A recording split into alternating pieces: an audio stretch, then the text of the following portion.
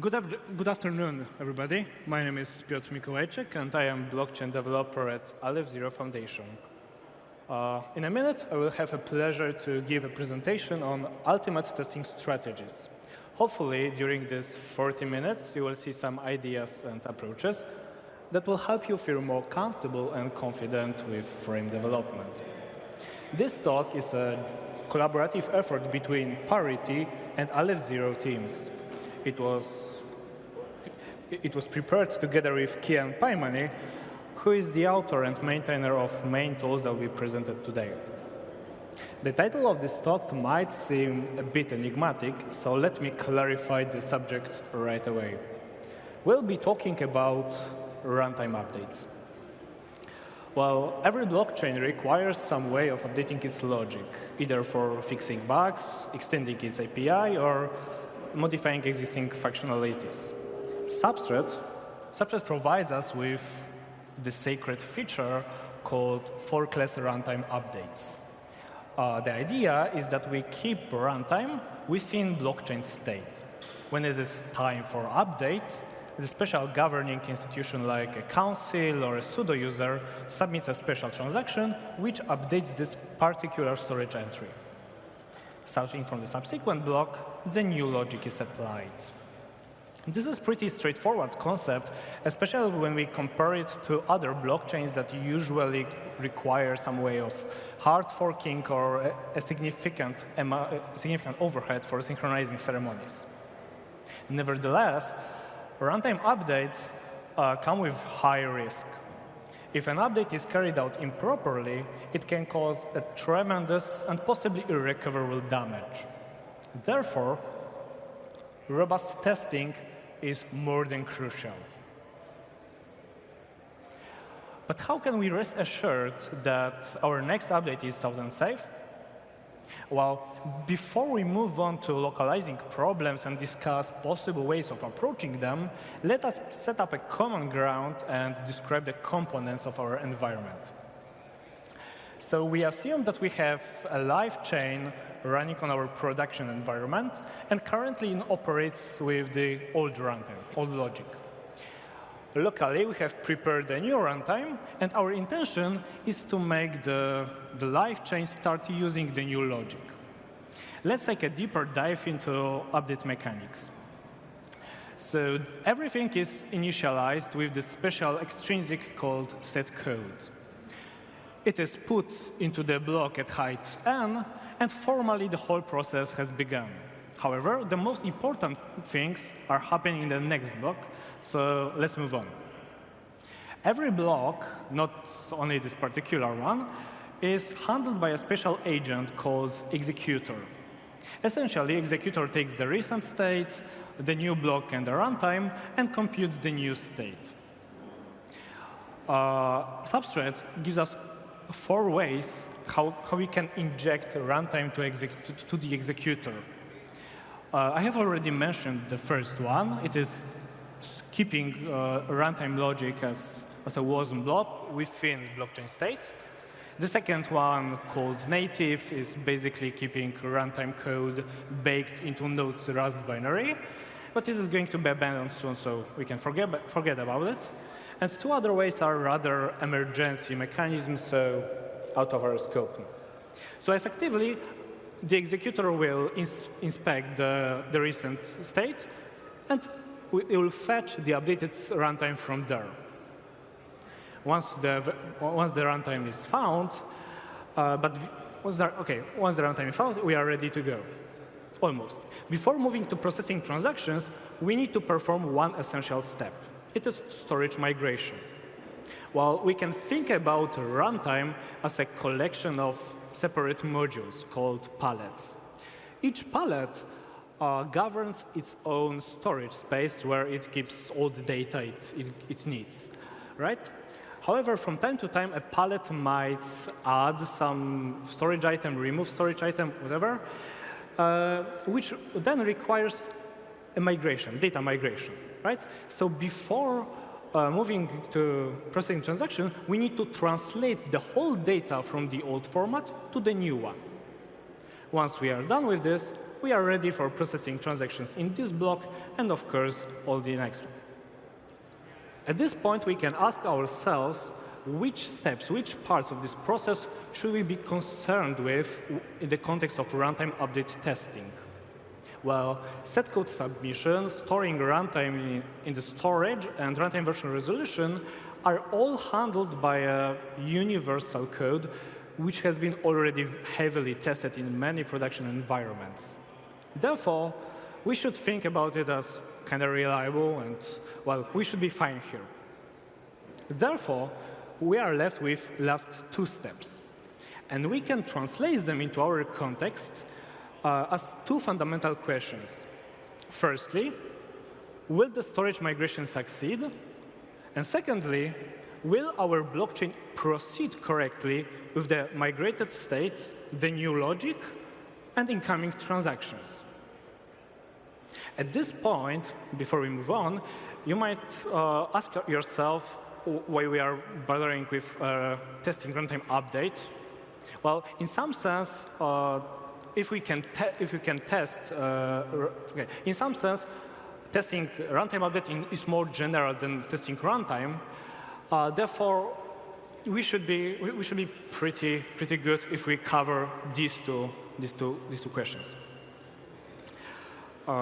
Testing storage migration might sound a bit easier, so let us start with it.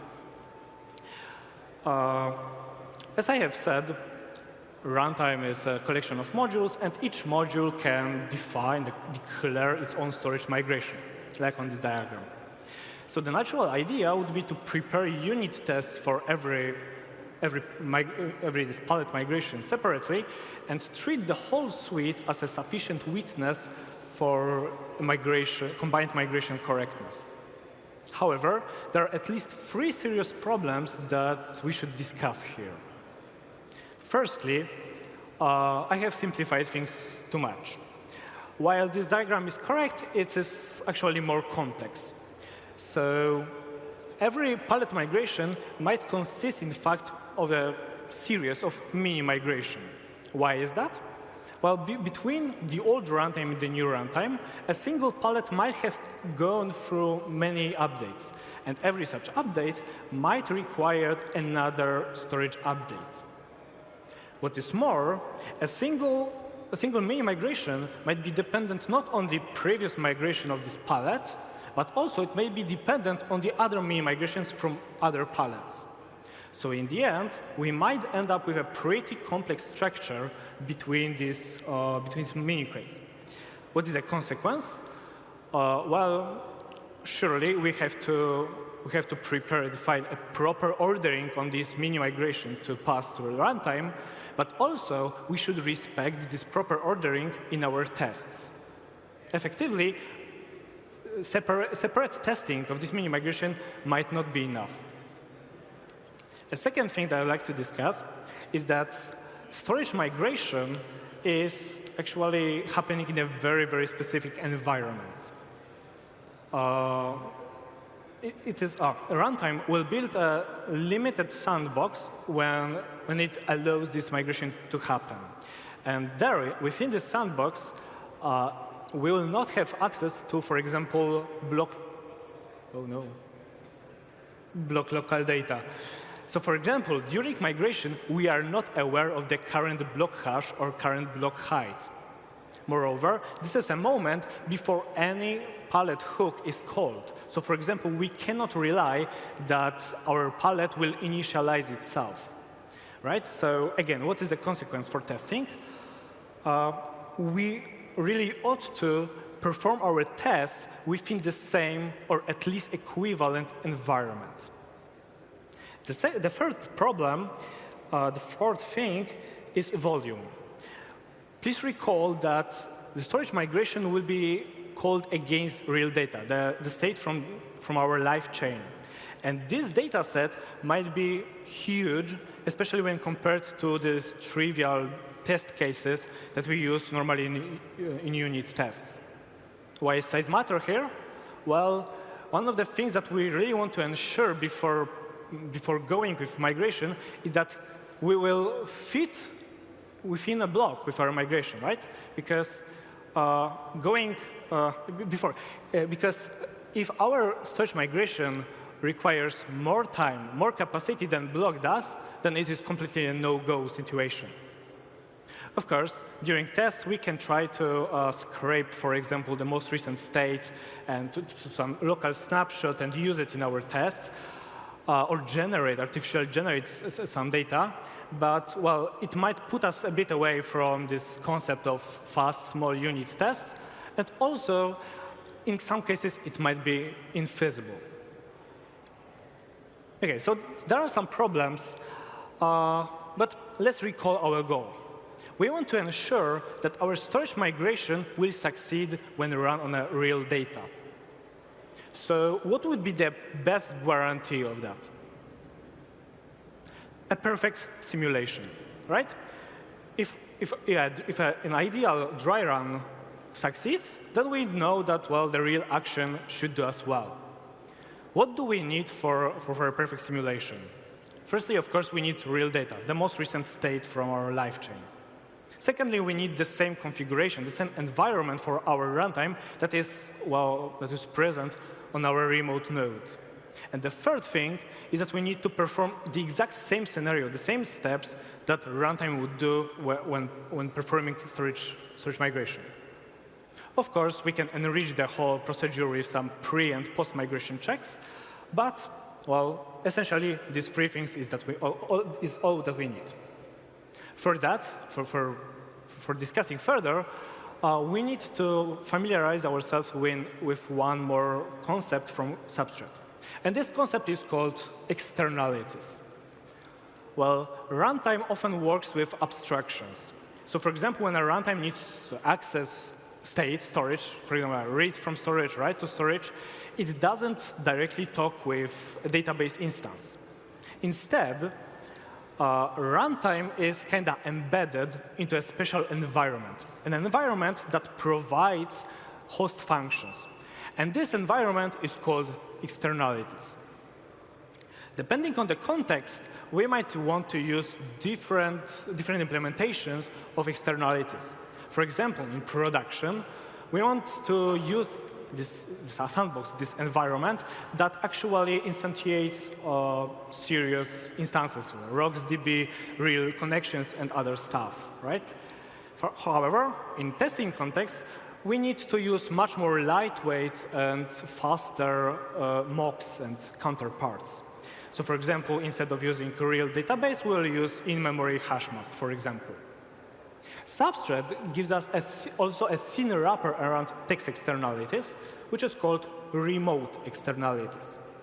The idea is that we can recreate these externalities from a remote connection. So we want to have a perfect copy of the configuration of this sandbox for runtime, with some parts mocked, with lightweight components, but essentially we want to mimic remote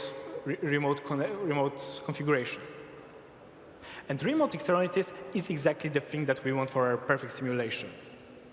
So let's try to run this perfect simulation of a storage migration. The first thing is that we want to create remote externalities from a connection to a live node. So we call a live node, we fetch the whole configuration, the recent state, and we are ready to embed there our new local runtime. Once we do that, we just call a special method from runtime, which is responsible for performing exactly storage migration. Of course, we enrich the whole code with some hooks, with some checks, and here we are. We have a perfect simulation going on. And believe it or not, but Substrate already provides us with a tool that exactly performs this scenario. This tool is called try runtime. And it is, well, you can enable it in your node with a simple feature flag. So let me here show you a short demonstration which shows how it works. OK, here we are. So the first thing that we'll need to do is to build our node with this feature flag on, which will actually expose this try runtime tool to us. So here is the feature. We'll need to pass 2 arguments to this tool. The first one is our local runtime. And actually, currently, what we need, the way that we pass this runtime is via chain spec. So essentially, we have to bake the runtime into chain spec and pass it to try runtime. This is kind of suboptimal way, but currently there is an open PR that, well, firstly we'll launch local chain, which uses old logic, old runtime, and we'll be actually testing storage migration on this chain. Once we have launched 4 nodes running the old logic, we are checkouting to a branch containing new runtime, new logic. Here we are building a node with this feature flag, which will expose try runtime tool to us. And the further things that we'll be doing here will be to pass these 2 things I was talking about. The first one, as I said, will be new runtime passed as a chain spec. And the second will be just the address to a remote node, my local node. So now we have built the node with our tool.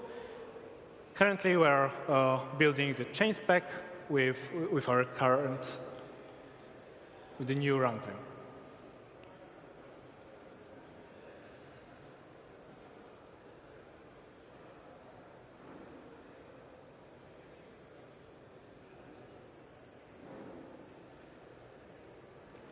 OK, chain spec is ready. We are now ready for running the tool.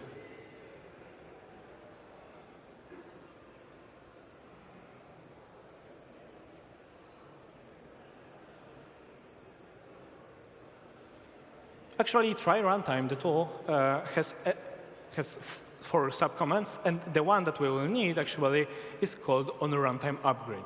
And on-runtime upgrade is exactly the subcommand that performs perfect simulation of a storage migration. Here we are passing also the address to our local node. And let's see what's happening. OK, let's investigate the output. So the first thing that we'll see is that we are scraping the recent state from the block with this hash, and we'll manually inject 1 key value. It is the new runtime to the blockchain state. Then we'll investigate all the pallets in our runtime and check which one might declare a storage migration. And actually, one of my custom pallets, election, declares a storage migration from storage version 2 to version 3. We are executing this migration, but actually we see the post-check failed with bad storage version. Right? So it seems that I have forgotten to set the storage version marker for my pallet. Let me fix this right away. And while fixing this, maybe I will tell you what is this storage version marker. Essentially, every pallet should have this very simple storage item called storage version, which actually indicates which storage version this pallet wants to operate on. What is the gain here is, for example, that we will not perform a migration multiple times. Once we are done with fix, we have to rebuild the node, the runtime, and let's try to rerun the experiment.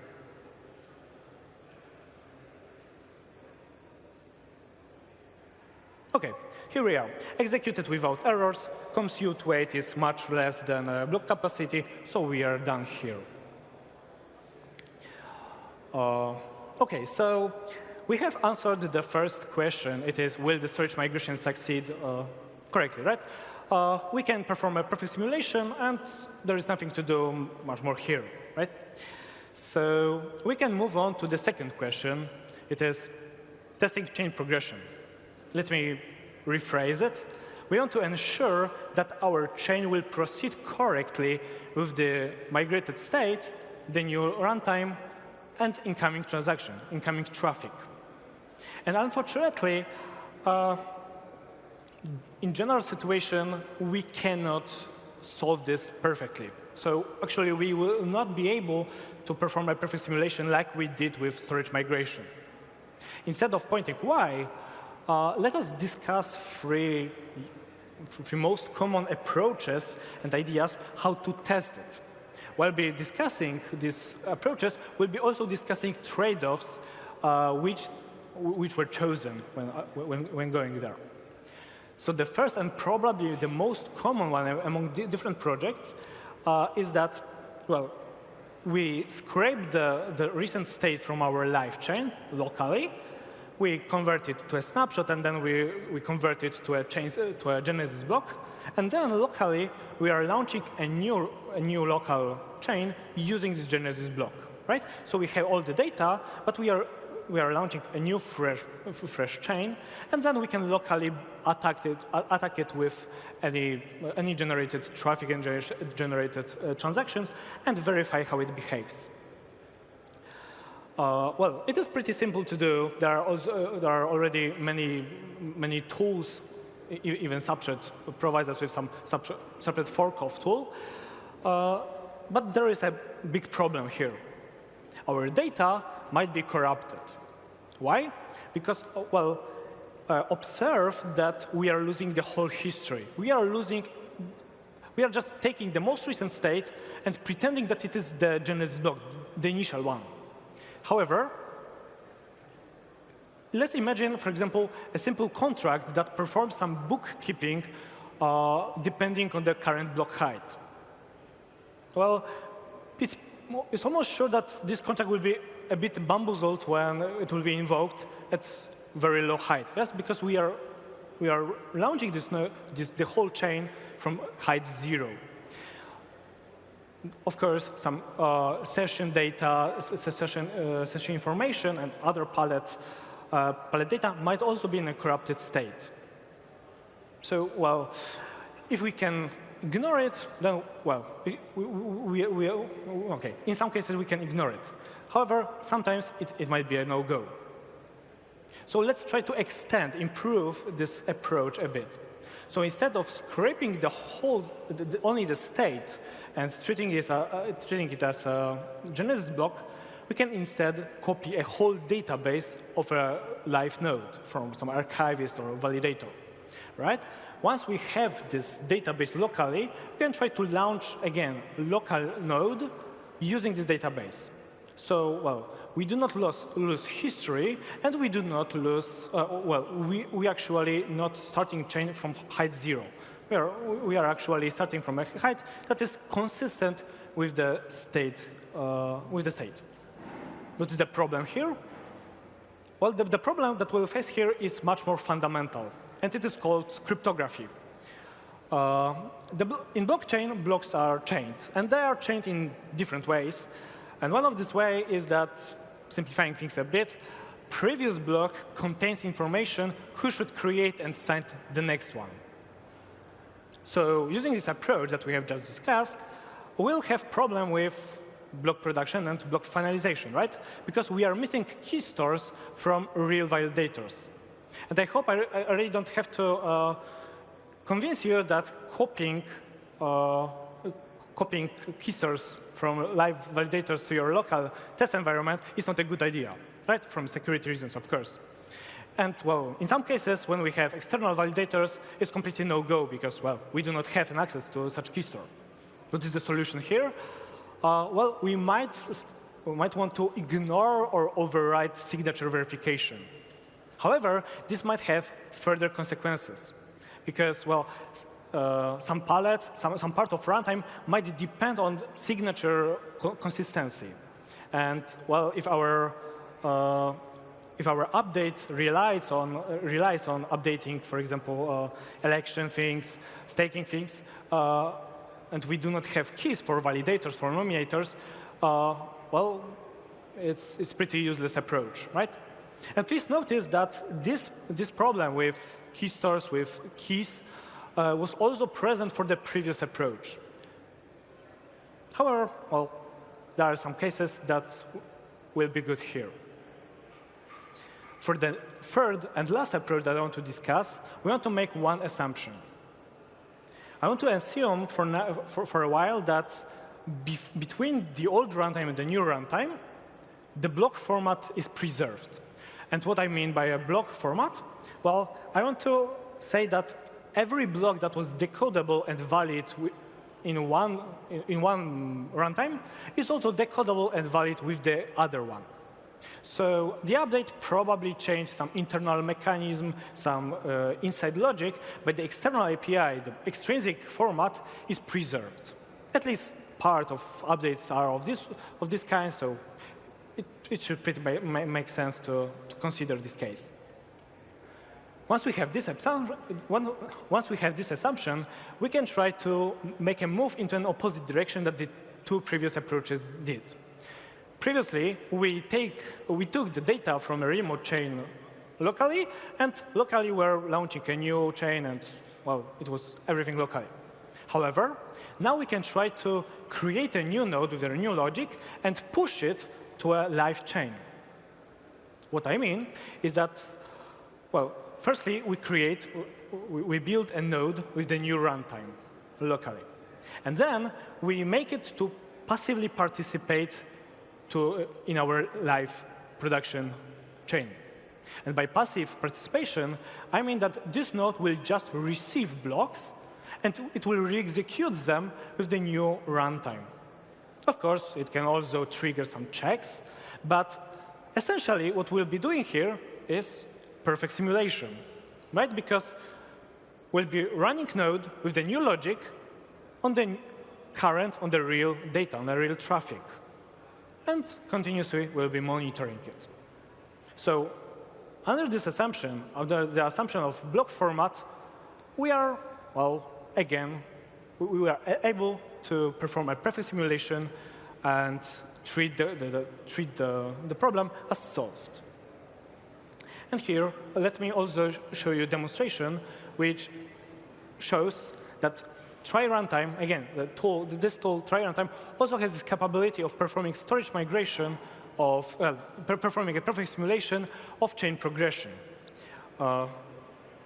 This should be this one.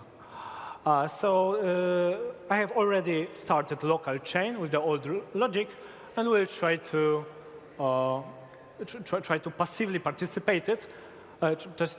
participate in this local chain and re-execute blocks with the new runtime. Thank you. OK, so again, we will run our node with this. I will try runtime tool through our node, but this time we'll use another sub command. It is called follow chain. Again, we pass the new runtime through chain spec. We type the subcommand name, follow chain, and then we are passing the address of the remote node.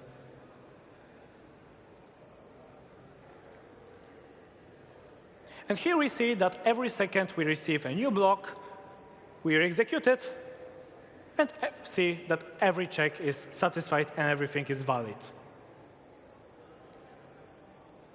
Great. So just a short notice for general situation, right?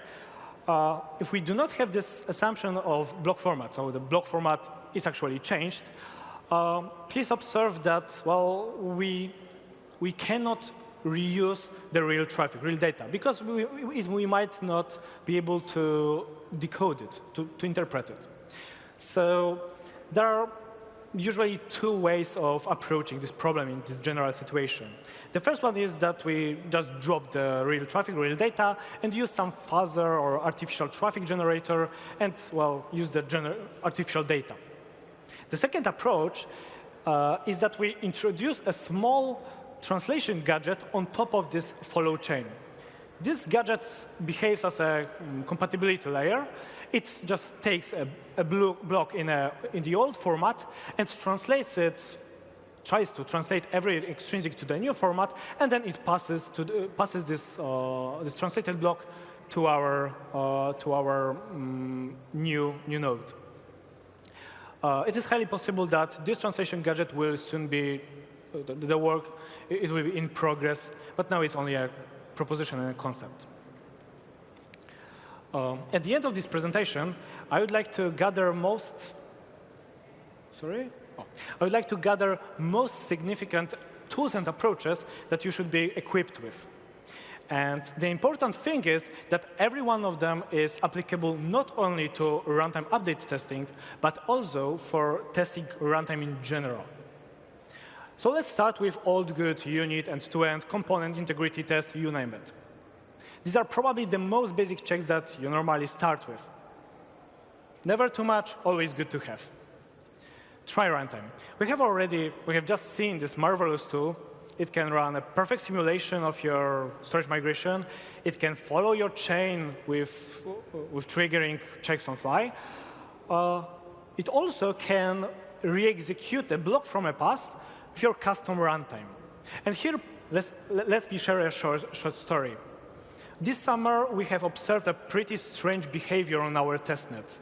And with try runtime, I have investigated one of the problematic blocks with a bit more verbose and curious runtime. This way, I was able to find, understand, and reproduce a bug in pallet contracts, which of course was then reported to parity team. This is simply a great tool. The first thing is try-state. And try-state is probably the first thing that you want to check out after this talk. The leading concept here is that every pallet should define a set of its own storage invariants. We can put all such checks and assertions in a special pallet hook called try-state. This hook is feature-gated, so it will not be by default triggered for production nodes. But so what can we do? What is the gain of this hook? For example, you can run an auxiliary node in your production network with this hook triggering after every block. What do you gain? You gain continuous monitoring and immediate reporting in case any invariant is violated. What is more, and well, more important to notice, is that you can call into this hook from any tool, any procedure that you want. So it is always a good idea to put these checks, these invariants, to this hook and use it from any tool that you are actually using.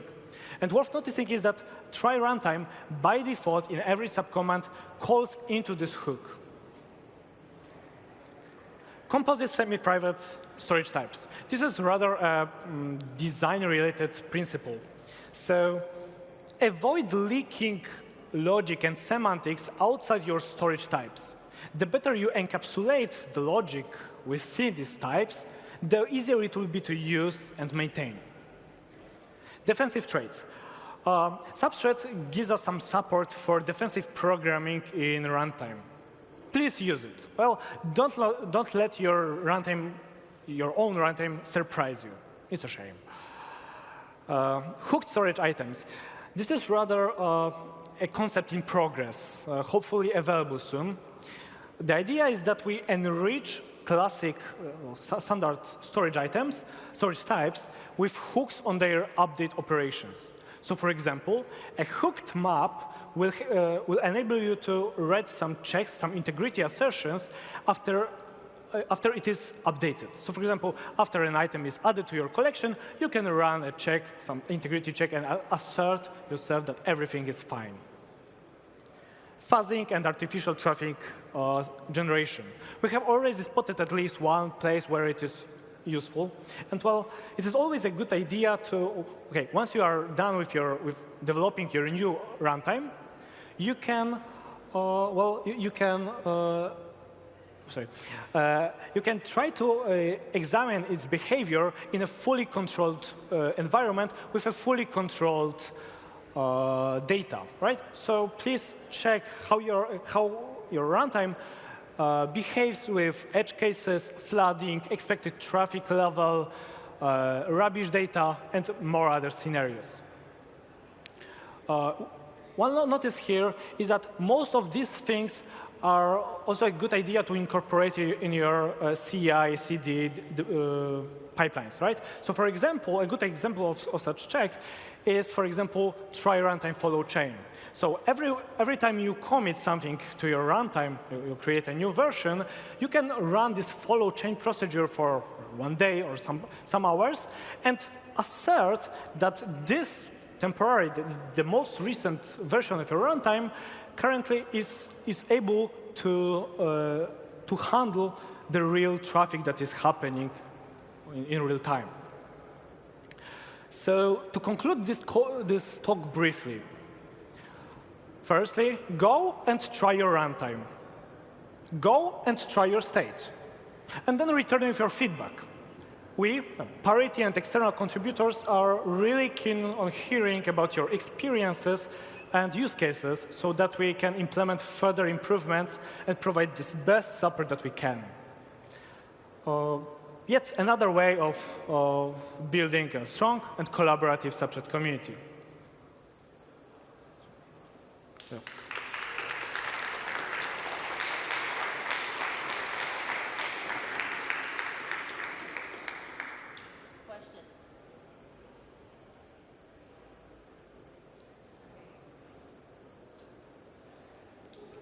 Nice throw. OK.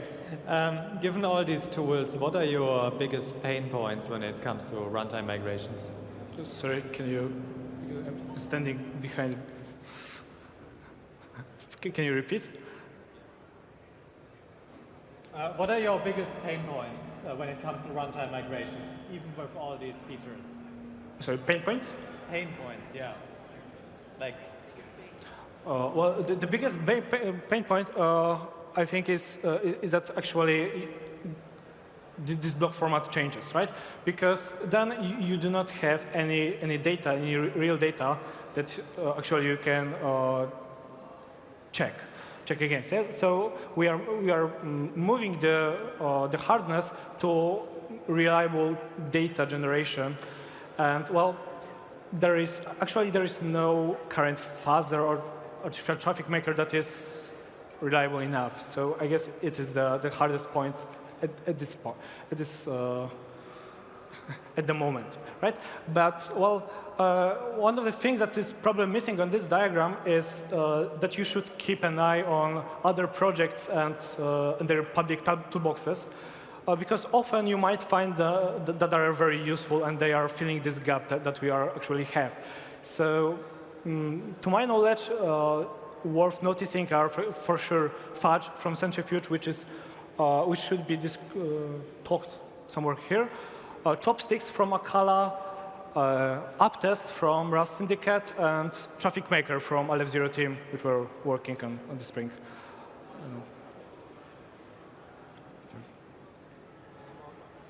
Any more questions?